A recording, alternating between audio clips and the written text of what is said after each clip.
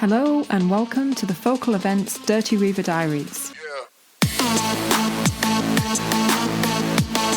Your hosts today are Brian Singleton and Neil Atkinson.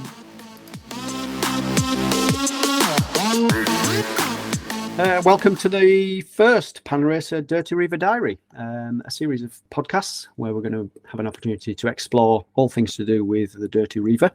I'd like to welcome my colleague Neil along to the podcast. Neil, how are you doing? Very good, thank you. Very good indeed. I'm quite excited about these podcasts. I'm intrigued how they're going to go with us. I think we'll make some mistakes going along, but I think let's learn and see what happens with them. But I think they'll be good. What are you feeling about them? We could always run a series of outtakes if it doesn't go to plan. Good. I just think it's a nice new format for us to embrace. I'm quite looking forward to it. We've got some exciting guests lined up to talk to, which I'm sure our listeners will also enjoy, getting an opportunity to hear what they've got to say about the Dirty Reiver. Just for those people who are unfamiliar with what the Dirty Reiver is, the Dirty Reiver is the UK's biggest off-road gravel event, now in its 9th year. Wow, that's a long time ago. We started in 2016 with 400 riders, and here we are in 2024 heading to our biggest event yet. So that's going to be quite a milestone for us. So just to jump in there, Brian, you said it's 9th year, so you started in 2016. You must have missed a year out somewhere. Yeah, we did. We obviously had issues with having to cancel one year due to the big C word that we don't talk about these days. The big C word. Yeah. I see. Yeah. And so, tell us a little bit about podcasts for you, Neil. Why do you think this is going to be a winner of a format? Well, I reckon we're going to be able to challenge G on his, so we'll be fine. For me, I did a big event last year, and I'm not a words person at all. On reading stuff from emails and stuff around there, it doesn't really tick my boat. But what does, when I'm listening and driving and things, the event that I was doing had some podcasts, and I learned more from the podcasts about the event, what to take, what to get prepared with, and stuff around there.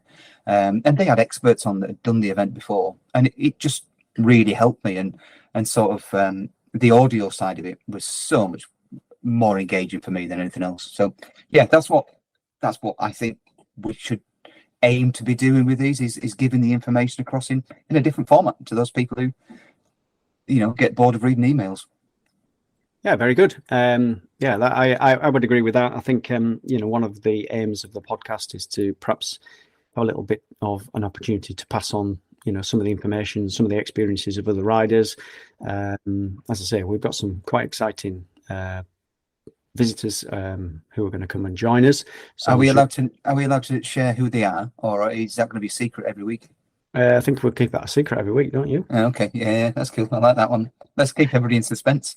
Yeah, or alternative, that could read that we don't really know yet ourselves. No, there is a plan. There definitely is a plan. We have that ish. Right. So yeah. Sorry, I was jumping in there. We're on about. We know tickets go really fast and the entries go really fast for this, for the Dirty Reiver, and this year's been the quickest sellout of ever because people want to ride the event, which is brilliant. But people come and keep coming back and back and back to the Reiver.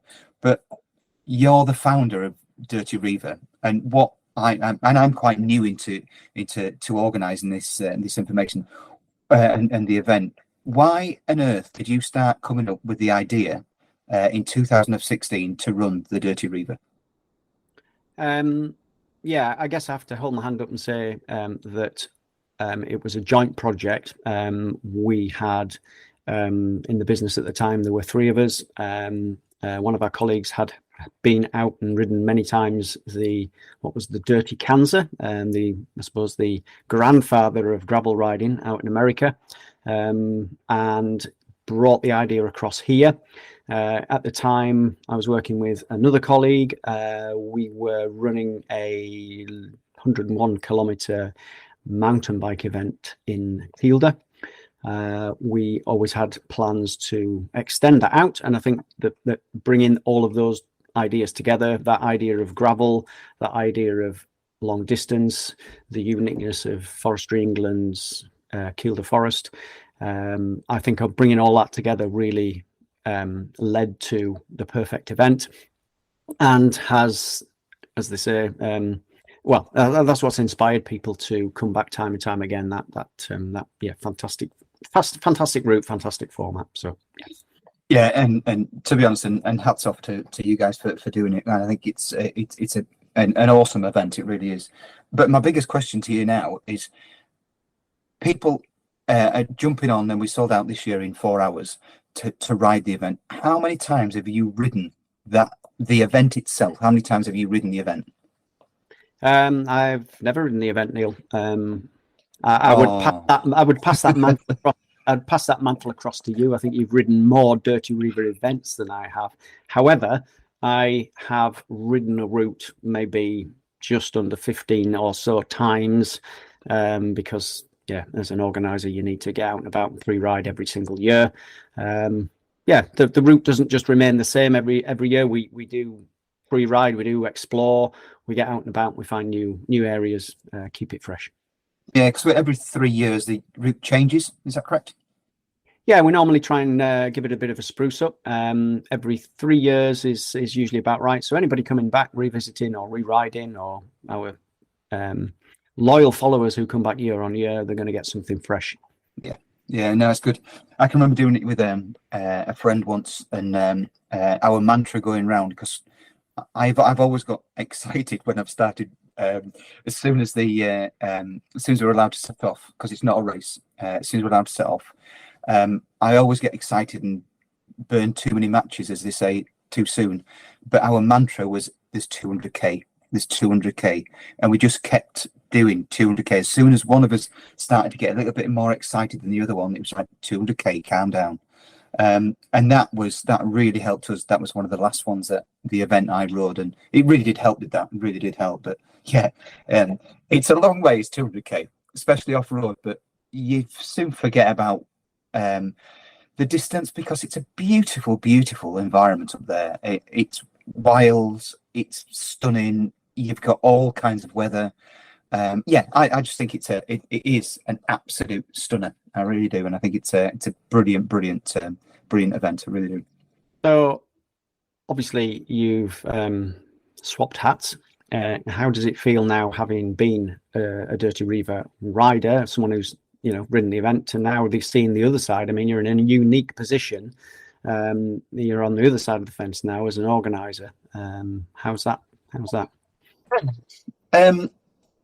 If I'm being very honest, and this is very difficult to say, I miss riding it. I miss the event. I really do. But then I see the other side of it now, of people finishing, which is just an amazing. You see some states that people come back in, and the amount of information and the amount of energy they've tried to get over that line and stuff on there. It's stunning to see it. It really is. And so I do miss the event. I do miss riding the event, and I will do it again one day. But I get just an equal amount of buzz from this side of it, seeing people complete it in however they're. Was that your dog, by the way? All right. Just seeing people complete it and seeing how proud they are of what they've done, and I think that's great. It really is.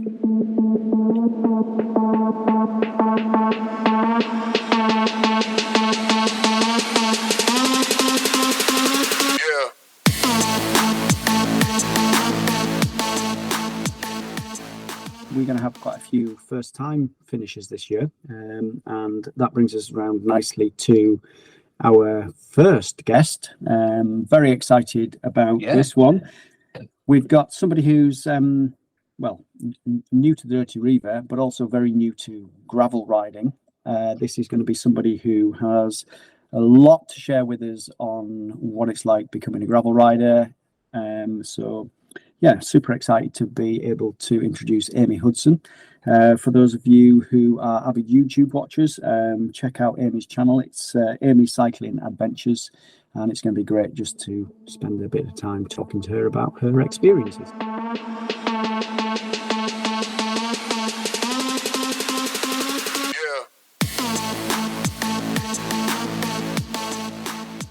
Hello and welcome to Amy's. This is our very, very first podcast, and super excited to welcome Amy Hudson from Amy Cycling Adventures, who has very, very successful YouTube channel and a fantastic story to tell. So Amy, welcome to our first podcast. Hello, it's good to be here. Yeah, I just wanted to give a little bit of background. I mean, so Amy, you've not been cycling for that long. It'd be nice to sort of chat a little bit more about kind of what got you cycling. But so Amy has completed Paris, which is an iconic brevet event. How far is it, Amy? What's the total distance? It's 1,200 kilometres, that one, yeah. Right, and how long do you have to do that? So there's different options. We had 84 hours, but we did it in 82 hours. No, we didn't. We did it in 72 hours. But the maximum you can take is 90 hours, so yeah. Right, okay, so quite some undertaking. Yeah, good effort, well done. And also a bronze medalist in the 24-hour time trial champion. Was that last year or? Yeah, that was last year. So we did 394 miles somehow in that. And so. What was the weather like? It rained for 20 hours. the last 4 hours were dry, so that's the way I'd rather it go. Yeah. I always ride in the rain, normally because it means the ride is done quicker, but when you're riding for 24 hours, it doesn't really work like that. Brilliant to have you with us. Obviously, Amy, you're kind of fairly new to gravel riding and fairly new to cycling. So there's a really interesting story there. How did you get into, what got you into cycling? So I was working as a mental health nurse. I was a mental health nurse for 3 years. And in lockdown, I found it really, really tough. I've always sort of struggled with my mental health. I've always struggled with anxiety. And when lockdown hit and I was in quite a stressful job, I basically just got quite unwell with my mental health. And it got to a point where I actually had to leave my job because I just couldn't carry on anymore. And just before I left my job, maybe a few months before, my husband bought me a little bike from Halfords, a little Carrera. And honestly, without getting bought that bike, I don't know where I'd be today. Like, it got me through the last few months of work. Like, every weekend, I just look forward to going out. And luckily, we live near the Peak District, which is really, really pretty. So yeah, I just got this bike and I just started going out, and it was sort of the only time where my mind could rest. And for me, like, the views in the Peak District really helped as well. So I just go out and sort of realised that all the worries I was having were insignificant, because I was just like, oh wow, there's massive like Peak Districts and hills and all of this out here. And I think just focusing on riding, and it's obviously quite hard riding in the Peak District as well, it's not flat. So when you're pushing up a hill, like, it's kind of hard to think about anything else other than just keeping going. So yeah, I kind of got the bike and I was in a really tough time mentally, and it just was the thing that kept me going. And when I did leave my job, it was sort of the only thing that I was getting up for, was to go out and ride. I mean, now 2 years down the line, I'm in a much better place mentally, thankfully, and I'm back in a different job, not mental health nursing. But yeah, I just immediately sort of fell in love with cycling, and long distance is what I love. So yeah, honestly, like, it was just sort of like unexpected. I don't know why he decided to buy me a bike. Just thought it would help me get out of the house, and the rest is history, really. So yeah. Well, what a fantastic gift that's going to be on so many levels, because here you are now. You've obviously got a very successful following on YouTube, and are you working full time now or part-time now? So right. I've literally just gone to part-time, which is crazy. So the YouTube kind of, well, I started with Instagram, and I kind of roped my husband into cycling as well eventually. The first long trip I did that really made me fall in love with cycling was cycling the North Coast 500 with my dad. So I did that just, I think, about 4 months after starting. I didn't have cleats, I didn't have lycra. I just went and did it in my trainers and normal gym leggings. I don't know how I survived for 500 miles, but I came back from that trip. That was in September 2021. Yeah, and I absolutely loved it. And from that week, I've cycled every week, like a minimum of once a week, every week. Apart from the 2 times I were hit by a car, but let's not go into that. And so when I came back from that trip, I really got into it. And then the Instagram sort of started when I roped Kyle, my husband, into it, and we decided to cycle Land's End John O'Groats. So we did that in 2022. Absolutely loved it. And that's how we just started documenting it, and somehow it grew from there. And then I roped him into North Coast 500 But this time I had cleats and lycra, so that was a lot more enjoyable. Does your husband Kyle, is he still going around in trainers and gym? No. Is he fully bought into it these days? Yeah, he's fully bought into it now. So when we did Land's End John O'Groats, he actually did that in his trainers. Wow. And he did have cycling shorts though, but he just had trainers and he had a gym bag strapped on the back. So we had panniers, but we didn't have panniers and we didn't have all the fancy kit and we couldn't really afford it all because I just left my job. And so we just had a gym bag strapped onto the back of his bike, like a Tesco inside for waterproofing. But we loved it. It was great. So that's brilliant. Yeah, it's fantastic. Well done. Yeah. Well, yeah. And what a fantastic story. So thinking now a little bit about, kind of gravel. I mean, it's obviously very, very different type of riding. So what's got you into gravel? What is it that's kind of making you think that that's a discipline you'd like to get more involved with? Yeah. So I've always I started off with road cycling and I really enjoy that. And I won't lie, like I do like the smoothness of the roads. But I have been hit by a car twice, and both times I've been really lucky that I've not broken anything. But both times, there's 2 bikes been written off. Yeah. It's always been the driver's fault both times as well. So nothing I could have done about it, and it's quite scary, realise, on the roads. I mean, I think I'll always do road cycling, but I think I kind of want to do a little bit more gravel because there's not that risk of cars being there. So it all just started when someone in my club was like, "Oh, why don't you try a bit of gravel?" So I was like, "Oh, the first I've not done that much. The first one I cried because it was not beginner gravel. I'll tell you that for sure. It was like riding bike and like going down these hills. I was like, oh no, this is more like mountain biking. But I do love a challenge, and I just think you've got to challenge yourself and go for it. And I love being in nature, and I think like when you're on the gravel, like you really are part of the nature, and it's really not that nice feeling. I like the uphills. I don't mind that, but I don't like the descents. I won't lie. I get scared of the descents, so. I did what's it called, L'Eroica in Italy. I got invited to that, which was amazing last year, and that's on the Strada Bianchi, so it was really, really nice, the white gravel roads. If you get the chance to go, honestly, it's so nice. But we had to be on bikes that were pre-1980s. So we had down tube shifters and like the horrible brakes don't feel like they work.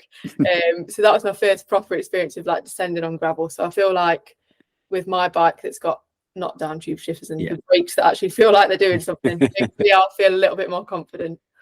Well, I can certainly promise that Dirty Reiver gravel is more like the gravel you would imagine. It's a lot smoother, and you're not going to need quite as much technical descending skills for sure. So new to gravel, and how are you finding that different in terms of kind of the fact that you need to be more self-reliant, or maybe like looking after yourself a little bit more because you're not too near the roads? Are you finding it very different? I think it's not massively different because I do always like to go prepared anyway on a road ride, because I have been known in the past to like not have the right stuff with me and then have to ring someone to get me, which isn't ideal. So now I do like to be a lot more prepared. I mean, there was one ride I did because I like long distance, and I did a 200k ride and I left my water bottle in the car, and I realised like 10 miles in, and I was like, oh no. But it was like quite remote where we were riding, so I didn't think I found anywhere to get water till I'd done like 70 miles. So I was like, I'm not making that mistake again. But I think the thing with gravel is obviously it may be more likely to get a puncture, or mechanicals are more likely because you're obviously bouncing your bike around a little bit more, so you've just got to make sure to have everything with you. And obviously if you do get a puncture that you can't fix, if you're on a road it's sort of easy to get picked up, whereas on gravel you could be in the middle of nowhere. So I think making sure you definitely feel confident doing that yourself is really important. So I have been practicing my puncture repair, but that's the thing I struggle with. Like I know how to change a puncture, I know how to change the inner tube and the tire, but I just find the tires so tight on the rim to get off. Like me and my friends, some of my friends, I've got a really good group of girls actually here. I'm really, really lucky. And they were like, right, we'll take you on a nice gentle gravel ride, Amy. So I went out with a group of men and they were like, oh, it's a gentle gravel ride, and it was not. So I was like, right. But I got a puncture, and there was 5 of us, and all of us tried to get the tyre off. You should have seen it. It was hilarious. We all just and we just couldn't get the tyre off. So it was like a 1.5 mile walk to the nearest road. So I just walked to the road, and then luckily I've got a very nice husband that came and picked me up. But even he struggled to get it back on as well. Like it's just I think sometimes the tyres are just so tight and that could put me off, to be honest. That's my fear when I go on any ride. I'm like, well, what happens if I just can't do it? Yeah. Even if you know the technicality of how to do it. So I think it's about, I'm at the minute trying to find tyres that are easier, because I think some tyres are easier than others, and depending what wheels you've got. So, but it's hard to find the ones because they're expensive, and then if they tight, those ones are tight, then it's just, I just wasted. Yeah, well, watch our podcast space for some updates on tyres in the very, very, very near future. So. It was just, you're on about there going into gravel and stuff, and into that location. Some people get a bit apprehensive about the exposure and about being so far away from everywhere and help and stuff around there. Did you find that or not? No, I don't. To be honest, I don't really get fearful of that. I quite like being in the middle of nowhere.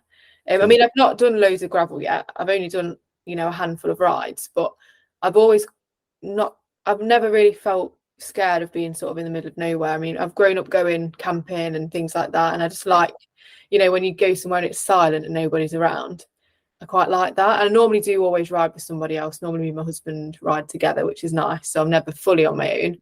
I don't know how I'd feel if I was completely on my own. Probably would be a little bit more scared.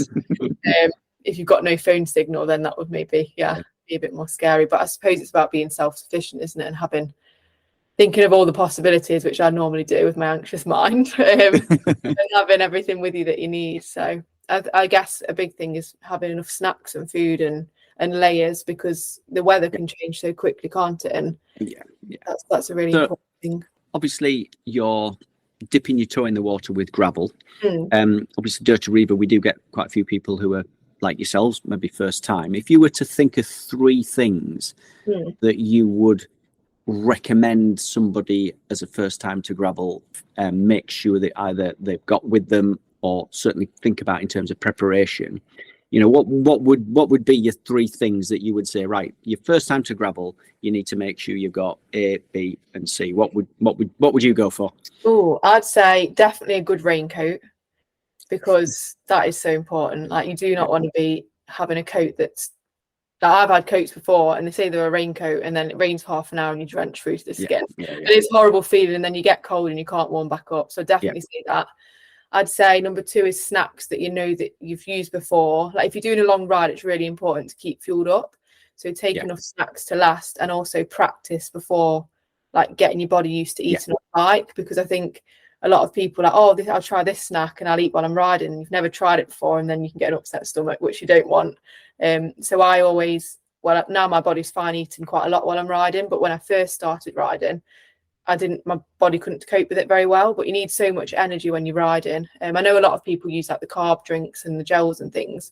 I always just used food. I've not used any of them. So for me, it's like I have this big, massive load of food. So definitely food. And then obviously you need all your tools, but perhaps choose one tool to take. Probably I've got a really good multi-tool that has like all of the Allen keys. It's got a chain link extractor in it, everything that you need. It's got a little like tweezers in it as well, because obviously if you get a puncture you need to get the foot out. So that's 3, but obviously then you don't have a pump. But no, I think that's good.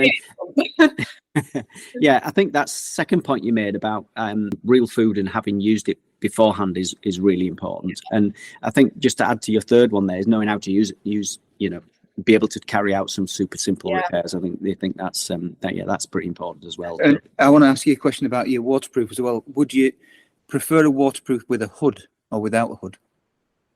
I've one with a hood, but I put the hood up underneath my helmet.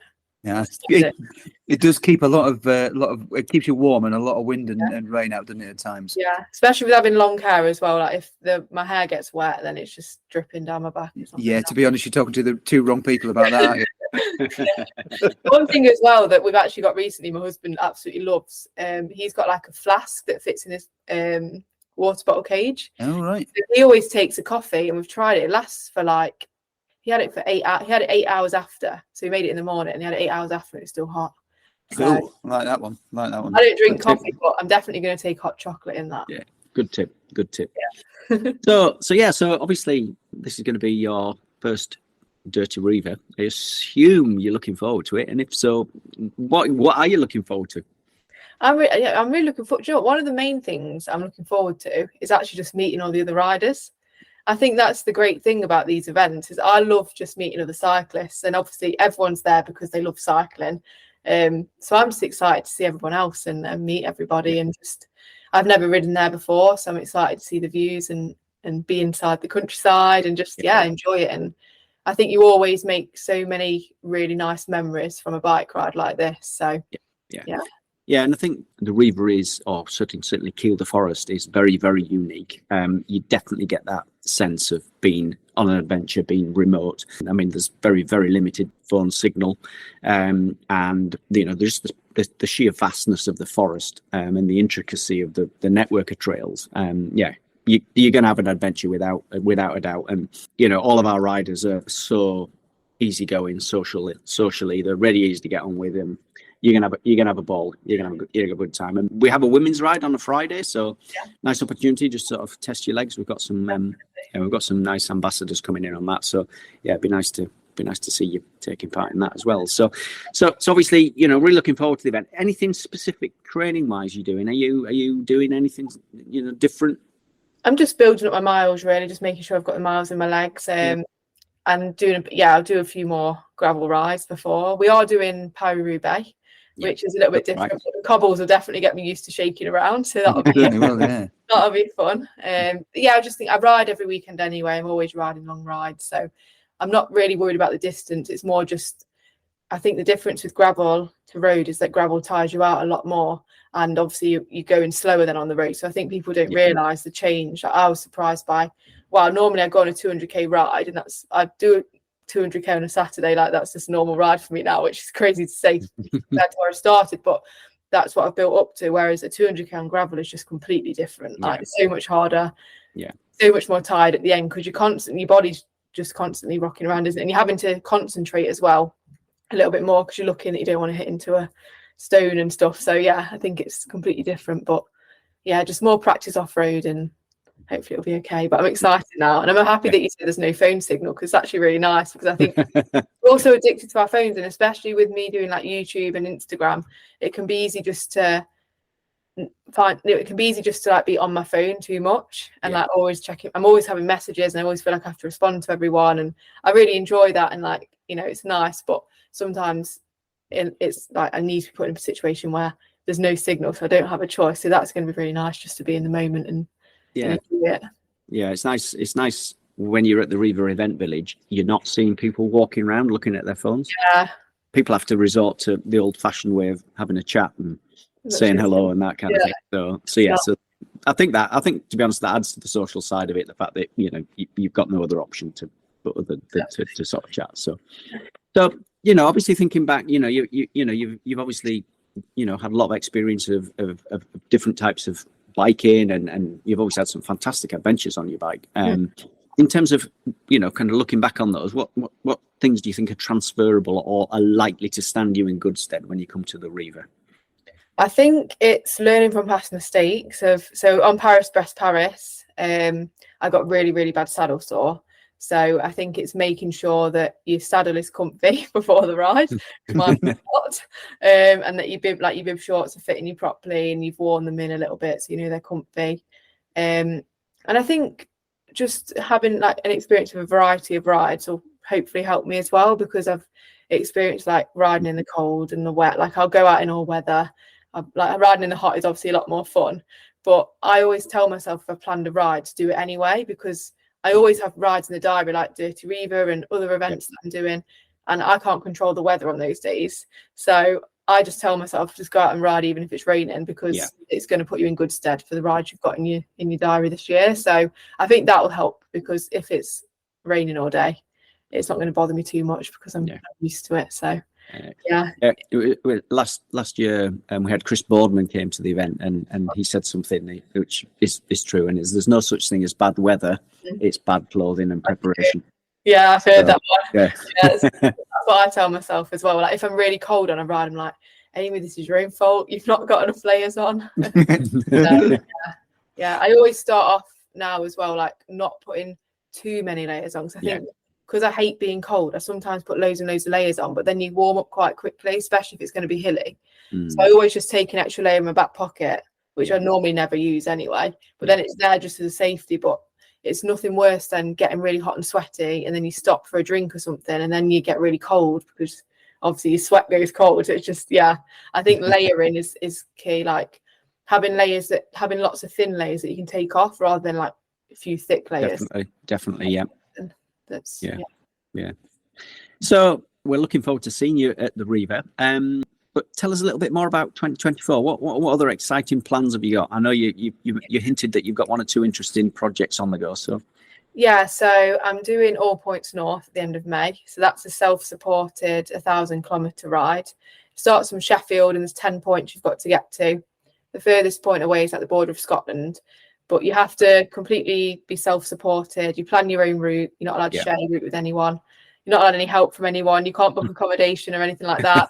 You can book accommodation while you're riding. Yes. But it's bank holiday weekend, and I'm just going to take a bivvy bag and a sleeping bag and hopefully find somewhere to shelter somewhere. What are you going to do if you get a puncture?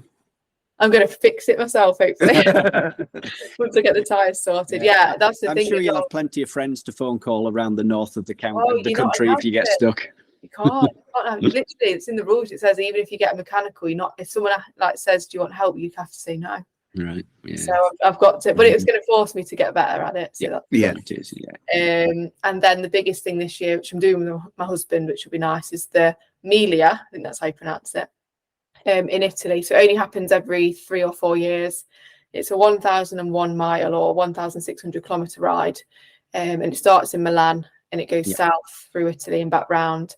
You have 5.5 days to do it. Wow. Not too long, and so that's going to be hot. And All Points North, I have 72 hours to do it. So they're both timed ones. So we'll just see how it goes. Some epic events there. They're amazing, aren't them? I do like a challenge, so. Well, you've certainly got an exciting 2024 planned. So obviously for anybody out there listening that wants to find out a little bit more about your cycling journey, where can they go to find out a bit more about what you're up to, Amy? So it's Amy Cycling Adventures on YouTube and Instagram. I have actually got a book coming out this year, which doesn't feel real to say, but that's all about cycling and mental health as well, so that'll be out later this year. Yeah. Okay. That's very interesting. Well, maybe we might ask you to come back and tell us a little bit more about the book at some point. So, perfect. Well, it's been really interesting to chat. For those people who are new to gravel, then there's a lot of takeaways from that in terms of Amy's experience and preparation. And you better hopefully join Amy at the Dirty Reiver, maybe on the Friday for the women's ride. But make sure that you all pop in and say hello. So thank you very much, Amy. It's been a pleasure. It's been brilliant talking to you, and I think you've been fantastic on it. And to be honest, you're the first one on our podcast. You've done an absolute fantastic job. Oh, thank you. Thanks.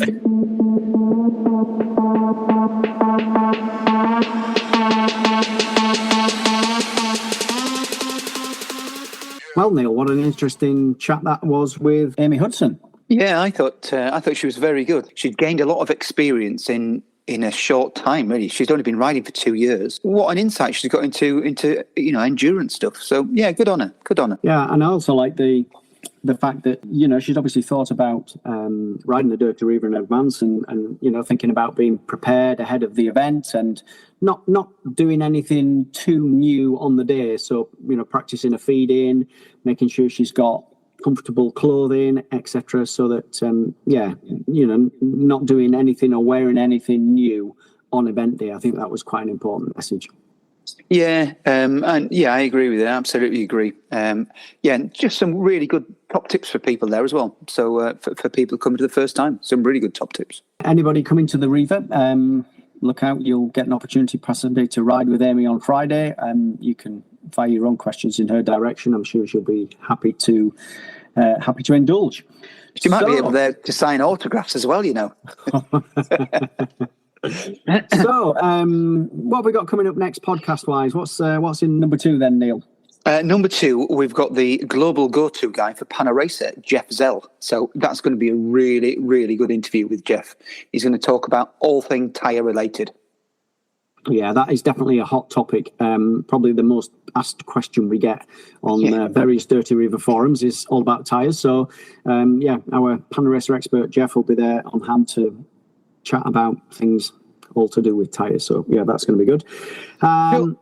And I'm going to ask you this question. Have we got anything new in the pipelines at the moment that we've just released, for instance? Well, we have. So for all our gravel riders out there, we do have a new event on the calendar.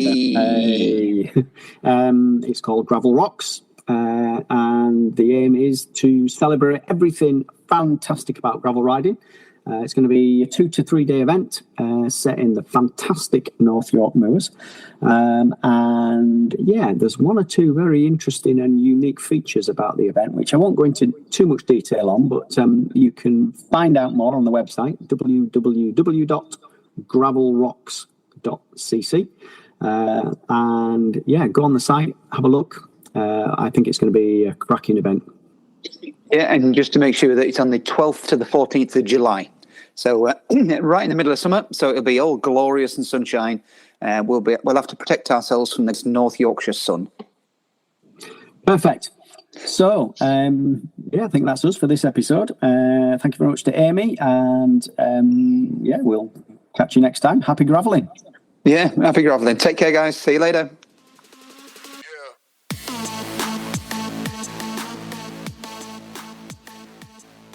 Thank you for listening to this episode of the Panaracer Dirty Reiver Diaries.